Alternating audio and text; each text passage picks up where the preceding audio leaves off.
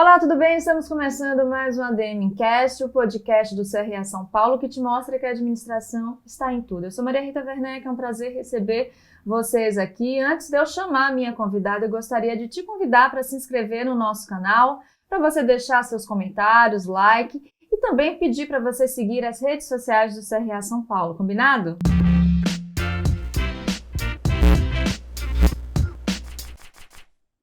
Hoje, no nosso episódio, o bate-papo é sobre economia comportamental. E para essa conversa eu tenho o prazer de receber a professora Daniele Soares, especialista em economia comportamental, com atuação como consultora e palestrante na área, coordenadora do Master em Economia Comportamental, Decisão e Consumo, na Escola Superior de Propaganda e Marketing e doutoranda em Economia pela Unesp. Tudo bem, professora? Seja muito bem-vinda. Muito obrigada, Maria Rita. É sempre um prazer falar de economia comportamental, esse tema tão fascinante que faz tão parte da minha vida.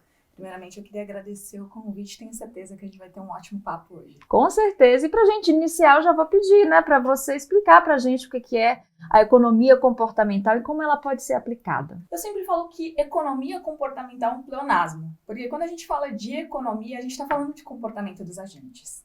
Mas por que ela surge, A partir de qual necessidade? Então, chega um momento na economia que você precisa de um pouco mais de realismo dos agentes. Então, o que você faz? Você começa a trazer insights, primeiramente da psicologia, depois abre para neurociência, antropologia e outras ciências, para que você consiga descrever agentes mais reais, como de fato as pessoas se comportam.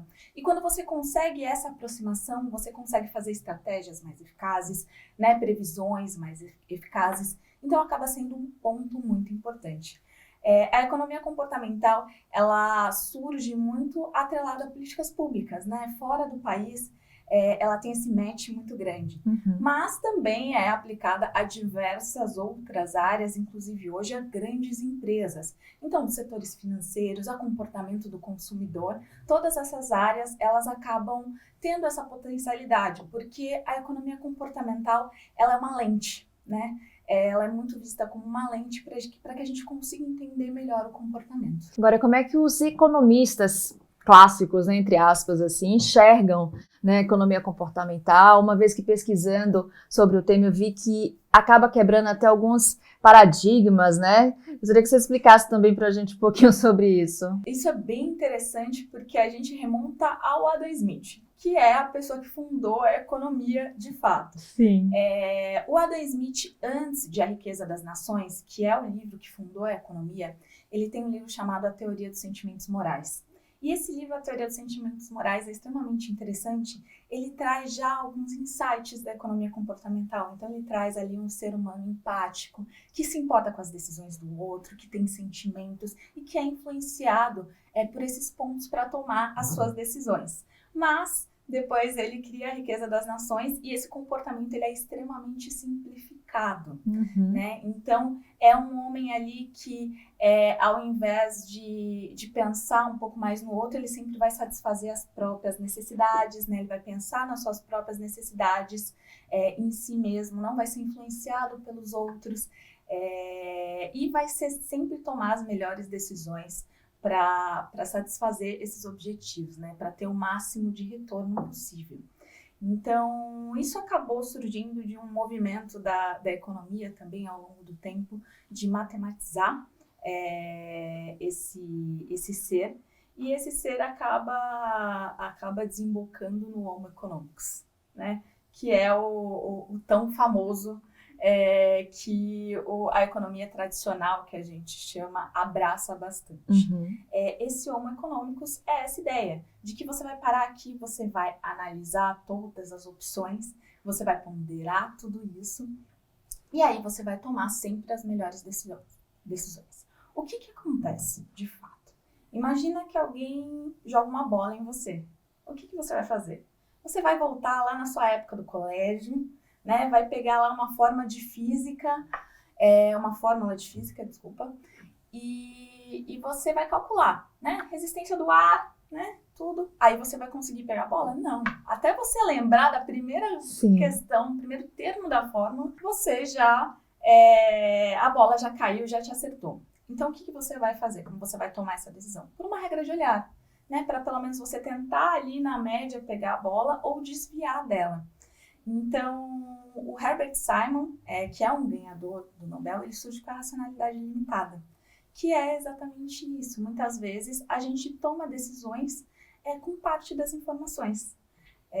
E acaba sendo um ponto aí bem importante de virada e que ao longo do tempo adiciona bastante à economia, né? As teorias econômicas. Hoje em dia já é um pouco mais aceito, né? A gente tem flexibilização da racionalidade, mas foi um longo processo para a gente chegar até esse ponto. E quando a gente fala de ferramentas, metodologias usadas, né, na economia comportamental, quais são elas, para a gente entender assim na prática? Kahneman e Tversky, eles popularizam essa ideia de sistema 1 e sistema 2. Então, quando a gente está falando de racionalidade limitada, a gente está falando de atalhos mentais e esses atalhos mentais são heurísticas. E os vieses, eles são distorções sistemáticas que ocorrem também, e tudo isso dentro desse sistema 1, que é um sistema rápido, que a gente toma decisões rápidas, emocionais. E a gente tem o sistema 2 ali, que é um pouco mais racional, que ele é um pouco mais econômico, né? Que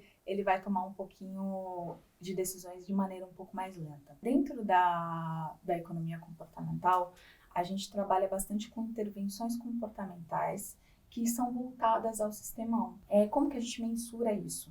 A regra de ouro na economia comportamental são esses experimentos controlados randomizados, né? É o mais famoso. Mas a gente também pode trabalhar com um experimento de campo, existem experimentos de laboratório, dados observacionais. Eu, no meu trabalho acadêmico, tenho trabalhado com modelagem computacional. Então, eu modelo dentro de um ambiente artificial o comportamento dos agentes e comparo com dados reais. Mais recentemente, tem os mega estudos que são super legais também. E aí a gente está falando de estudos com 100 mil pessoas, 50 intervenções simultâneas, para que a gente consiga ter uma acurácia maior, né, do que acontece até em ambientes maiores. Então, existe também essa tendência um pouco mais recente. Dentro dessas intervenções comportamentais, a mais famosa é o nudge. Né? Os nudges, eles são pequenas intervenções no ambiente. Então, é a ideia de que você alterando alguma coisa pequena ali dentro do ambiente decisório, você consegue fazer com que a pessoa tome a decisão mais assertiva. O mais interessante disso é que são intervenções de baixo custo ou custo zero e você mantém a liberdade das pessoas escolherem. Então, por isso que acabou se popularizando tanto e se tornando tão famoso. A ideia do nudge, tem uma professora que faz uma analogia que eu acho muito interessante, que é basicamente que nós somos como flores. E quando uma flor ela não está florescendo, você não vai arrancar ela. Você vai colocar ela no sol, né? Ver se ela precisa de mais sol, né? De terra, se ela precisa de um adubo. Então, a ideia é essa, né? Que a gente, para que consiga florescer, consiga tomar melhores decisões, a gente precisa de alguma dessas alterações no ambiente. No nosso dia a dia, para a gente entender melhor, né? Como a economia comportamental pode nos ajudar nessa otimização das decisões. Dá um exemplo para a gente. Tem o exemplo de nudge mais famoso que eu acho que é a mosquinha no mictório. Então, para os homens não fazerem tanta sujeira. Tem um outro exemplo que eu gosto bastante, que é em relação à diminuição do uso de energia. Então, eles fizeram uma carta comparando com algumas intervenções, e uma delas, a que teve maior impacto, foi a comparando com o consumo de energia dos seus vizinhos, e isso teve um impacto muito grande, as pessoas diminuíram muito esse uso de energia. E tem um exemplo também que é bem famoso em relação à aposentadoria. Você colocar a opção padrão para as pessoas aceitarem o formulário. Isso foi feito nos Estados Unidos. E também teve um impacto muito grande. E lembrando, você não deixa ali um não difícil para a pessoa. Você deixa a pessoa escolher. Mas você dá aquele empurrãozinho para que ela vá na direção correta. Maravilha. E como é que a gente pode fazer essa comparação com o atual perfil do consumidor de agora com o perfil do consumidor do passado? A gente fala passado, mas não é nem tão passado assim, né? Hoje em dia a gente tem uma tendência muito grande a muito, né? ao excesso de informação, excesso de imagens, excesso de telas, excesso de redes. Então, a gente vive muitas vezes. Um ponto interessante que é importante a gente falar, quando a gente fala de heurística e da economia comportamental, as heurísticas elas têm duas fontes. Uma delas é o componente evolutivo, né? Então, a gente está aqui por causa delas. Mas existe também um componente ali de crenças, de repertório individual, que pode também ser a fonte. Então, a gente acaba vendo muito disso dentro do digital, dentro desse ambiente. E uma coisa que acontece bastante, que é importante a gente falar, é a sobrecarga de informação. As pessoas estão sobrecarregadas, né? A gente tem muita opção. E isso pode até mesmo causar uma paralisia. Uhum. Então, muitas vezes, né, você tem ali um leque tão grande de coisas que você simplesmente sai e deixa, não vou comprar, não quero ver, né? É a ideia do streaming. Muitas vezes você fica lá Eu tava pensando nisso. vendo 30 minutos, 1 hora. Só as opções. Já deu tempo de eu assistir alguma coisa. É verdade. Então, a gente tem tantas opções que isso acaba sendo uma questão. Eu conversei mais recentemente com, inclusive, um dos professores do curso e um profissional do setor de luxo, e ele estava falando um pouquinho sobre o conceito de tecnoestresse.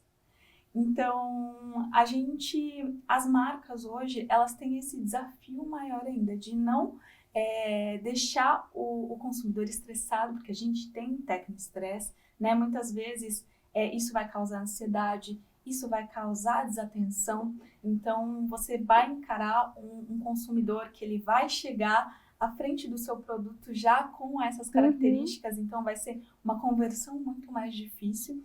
E, ao mesmo tempo, você tem que chamar atenção. Chamar muita atenção para que você consiga ultrapassar todas essas questões que a gente está falando de sobrecarga. Ainda falando sobre tecnologia, a gente tem hoje os dados, os biodados, e chegamos até a data economy. E eu gostaria de saber como esses fatores também, esses dados, biodados, estão influenciando na teoria, né, da economia comportamental. Tem bastante influência e, na verdade, tem algumas pessoas que trabalham com isso há bastante tempo. Esses novos dados, eles acabam ajudando bastante a gente a elaborar alguns padrões de comportamento. Então, eles são extremamente relevantes, né, para que você consiga personalizar, que você consiga entender melhor os hábitos do consumidor. Tem um exemplo clássico em relação a isso, que em uma família, né, uma adolescente começou ali na conta da família a receber algumas sugestões de produtos para bebê. E o pai ligou indignado para a empresa em relação a isso, como vocês estão oferecendo, minha filha é uma adolescente. Posteriormente, descobriram que essa adolescente estava grávida de fato e o pai ligou pedindo desculpa. Então, você consegue também prever, né, muitas vezes, e isso acaba sendo algo extremamente importante. Mas, obviamente, a gente precisa tomar cuidado com a ética, né? Sim. Nesse caso mesmo, o desconforto que você colocou para esse pai, né? Tudo isso poderia ter sido resolvido internamente com a família. Então, é importante também a gente utilizar esses dados com bastante ética. Não, e que bom que você está trazendo essa questão da ética, porque eu gostaria de saber até que ponto é ético ou não o conhecimento psicológico sobre os consumidores serem usados, né, para otimização de vendas, para melhoria do posicionamento da marca, até onde a empresa pode chegar, onde é que ela passa do limite, como é que fica essa área, essa questão ética, né, relacionada a esse conhecimento. A gente estava falando um pouquinho de nudge, então existe um outro nudge, que é o nudge do mal, chamado sludge. Então, são empurrõezinhos que são utilizados de uma maneira que você manipula de maneira prejudicial, para levar o consumidor para um caminho prejudicial. A gente precisa tomar bastante cuidado com isso, ter clareza nas intervenções que a gente faz. É um ponto muito importante em termos de ética. Não expor o nosso consumidor a testes que vão ser estressantes, que vão trazer sentimentos negativos. A gente tem um exemplo de uma empresa que fez esse tipo de teste, isso acabou manchando a marca. Então, é um ponto, sim, que a gente precisa tomar bastante cuidado. E uma coisa que eu sempre reforço com os meus alunos é para a gente tomar cuidado. O que é a sua marca? Que relação que a sua marca quer ter com o consumidor? Muitas vezes, a gente vai perder uma venda hoje, mas a gente vai criar uma relação com um consumidor de 10, 15, Sim. 20 anos. Então, às vezes, vale a pena a gente perder essa venda hoje e não bater essa meta hoje, mas criar esse relacionamento de longo prazo com o nosso consumidor. E até que ponto, ou quais são os principais erros, né, as empresas estão cometendo ao analisar seu público-alvo, considerando a teoria, né, da economia comportamental, professora? A primeira dor que eu sempre Sim. ouço é gap entre intenção e ação. O meu consumidor me diz uma coisa e se comporta de outra maneira. Isso é completamente de acordo com a economia comportamental. Então, pensem que agora a gente está no final do ano. No final do ano, a gente já está projetando a pessoa que eu vou ser no começo do ano que vem. Que é aquela pessoa que já está cumprindo as metas, que está fazendo mais exercício físico, que está tendo uma vida mais saudável, que está economizando mais. Então, muitas vezes, a gente está trabalhando com essa projeção do consumidor e não como ele se comporta de fato. A gente precisa tomar um pouquinho de cuidado com o que a gente pergunta. Então, por exemplo, você perguntar para uma pessoa se ela se importa com sustentabilidade, ela pode falar que sim. Mas isso quer dizer que ela vai comprar uma camiseta sustentável? Sim. Não necessariamente. Então, a gente precisa tomar esse cuidado do que a gente pergunta e de como, de fato, as pessoas estão se comportando. Não só o que elas falam pra gente. Sim. E esse gap entre intenção e ação é exatamente o que a economia comportamental trabalha, porque ele existe por causa dessas heurísticas e vieses que são trabalhadas dentro da economia comportamental. Bom, ainda falando sobre tecnologia, vamos falar agora sobre algoritmos e inteligência artificial, né? Primeiro, eu gostaria de saber como vocês, pesquisadores, cientistas, estão vendo os algoritmos, vilão, apoiador, ajudante, enfim, e a inteligência artificial, né? Essa grande promessa aí que, segundo, é a grande transformação, né? Elemento transformador da humanidade, né? Sim, ainda não tem um veredito, existem diversas pesquisas em andamento. Em relação a IA, ela tem potencialidades, então ela tem potencialidades desde o desenho de um experimento, o desenho de uma intervenção, a compilação de dados, mas existem alguns cuidados. Então, existem algumas pesquisas de, será que as pessoas se sentem confortáveis de você utilizar IA em uma política pública, por exemplo? Então, existe bastante coisa nessa linha do conforto das pessoas, se você não está prejudicando. A gente acabou de falar sobre isso. Então, se você não está criando um desconforto ali na pessoa que está recebendo essa intervenção. E em relação aos algoritmos, eles podem ser também uma ferramenta de apoio decisório. Então, eles podem auxiliar bastante a você mitigar alguns vieses. Como ele consegue processar muitos dados e a nossa questão é realmente o processamento de dados, então ele pode ser um apoio decisório extremamente poderoso também. O que a gente precisa tomar um pouco de cuidado? Talvez um pouco na criatividade de a gente chegar em um ponto em que todo mundo está fazendo a mesma intervenção, então existe bastante esse cuidado e sempre, como eu falei, tomar cuidado com o consumidor. Além disso, também, esse tipo de ferramenta, ele pode trazer alguns vieses do ser humano, porque ele é feito por seres humanos. Então, a gente precisa também tomar cuidado com isso. Se a gente não está trazendo algum viés, né, e potencializando ele, ao invés de mitigar. Agora, uma curiosidade sobre você. Como é que você chegou até esse tema, né, economia comportamental? Eu sei que você é da área da economia, mas como é que você se viu interessada, se tornou uma pesquisadora? Eu entrei no curso de economia, quando eu escolhi esse curso, eu tinha o objetivo de compreender como as pessoas se relacionavam com o dinheiro. Eu acreditava que mesmo quando você tem pouco dinheiro, você pode se relacionar de uma maneira melhor. Dentro do curso, eu me deparei com as teorias de Homo econômicos e não me atraíram tanto. Eu acabei indo para outras áreas de desenvolvimento econômico, história econômica, e no mestrado eu me deparei com a economia comportamental. E quando eu me deparei com a economia comportamental, tudo fez muito sentido. Tanto a minha experiência na área, que era com contratos terceirizados, então a gente lidava ali com contratos, com decisões muito importantes, com contratos que tinham valores muito altos, e aquilo fazia muito sentido para mim, inclusive no mercado, muito mais do que outras áreas da economia.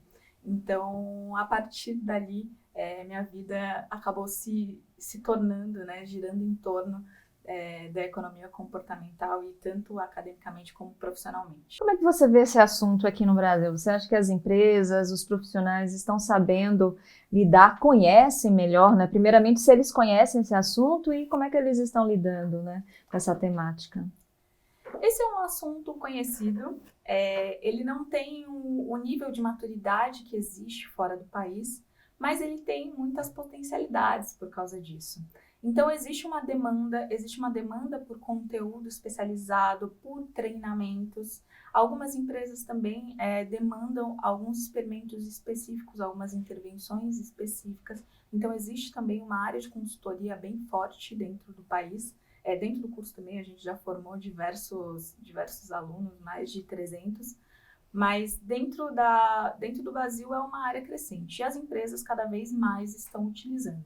Algumas empresas, especialmente empresas grandes e bancos, tanto digitais quanto tradicionais, têm criado algumas áreas e alguns cargos específicos para isso. E na sua opinião, como profissional da administração, a gente com certeza tem vários aqui nos assistindo, podem usar a economia comportamental para otimizar, para valorizar também a sua área profissional. A economia comportamental, ela vista como essa lente, como essa ferramenta, ela pode ser utilizada para diversas coisas. A comunicação com o cliente, você melhorar a experiência do cliente, é uma área que é bem utilizada. A gente pensando em produto, ela pode ser utilizada desde a concepção até a estratégia de comunicação. Então, ela pode passar por todas essas áreas. Internamente também, a gente pode pensar na economia comportamental com comportamento de grupo. Então, muitas vezes, a liderança ela pode potencializar alguns vieses, alguns comportamentos de grupo podem potencializar esses vieses, então é importante a gente olhar para isso também e lembrar que somos tomadores de decisões. Então, a gente também toma as decisões, somos consumidores, somos profissionais, então é importante também que a gente olhe para as nossas decisões. Eu sempre uso bastante uma analogia para a gente pensar nas nossas decisões como um portfólio. Um portfólio na ideia de portfólio de investimentos mesmo. Nem sempre a gente vai tomar a decisão perfeita, mas é importante a gente pensar se esse conjunto de decisões ele está conduzindo aos nossos objetivos. E se ele não está, como que eu posso ajustar? Como eu posso criar intervenções, sejam elas nudges ou intervenções mais pesadas mesmo, que tenham ali um custo que envolvam um prejuízo ou uma proibição, mas que esse conjunto ele chegue mais perto aí desses nossos objetivos. Maravilha, professora. Bom, vamos agora para a nossa dica de leitura. Eu gostaria de saber o que você preparou para a gente. Então, em termos de dica de leitura, o primeiro livro, eu acho que é a base de tudo isso, é O Rápido e Devagar, Duas Formas de Pensar, do Kahneman. O Kahneman é uma das grandes influências que a gente teve nessa área, é um grande divulgador.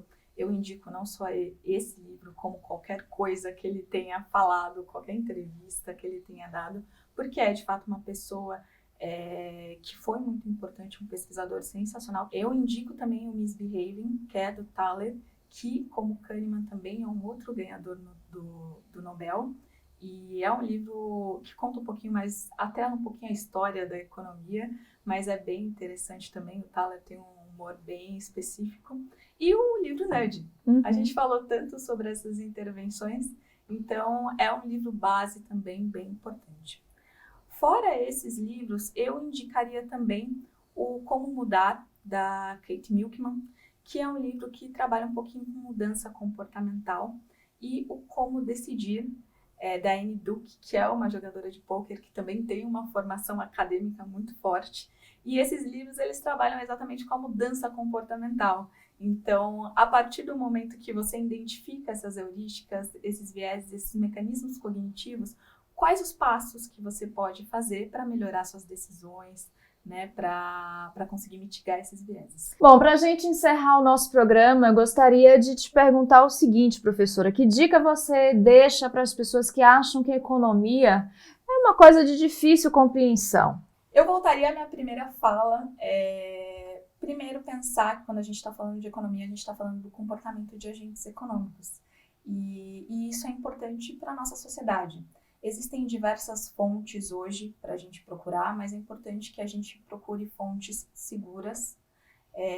E mais importante do que isso, eu trabalhei durante algum tempo com educação financeira também, um projeto de educação financeira para alunos do EJA, e eu acho muito importante a gente compreender todas essas questões da economia, não só por uma questão de investimento ou de conseguir mais dinheiro, ou se é chato ou não é chato, mas a partir do momento que você entende, você se transforma num cidadão melhor, você tem ali uma autonomia como cidadão. E isso acaba sendo muito importante. É importante que você consiga compreender tanto o que é um cheque especial, quanto o que é uma inflação, né? Isso vai te auxiliar como cidadão mesmo, né? Vai te empoderar como cidadão. Então, é importante procurem sempre fontes seguras, porque dentro do contexto que a gente está hoje, né, inclusive até pelas redes sociais, a gente cria uma polarização muito grande. A economia comportamental explica isso, porque a gente tende a ter o viés da confirmação, então se a gente gosta de alguma coisa, a gente vai receber mais informação daquilo, mas o próprio Kahneman, que eu citei, ele trabalha bastante com essa linha da importância do contraponto. Ele falava que ele adorava estar errado.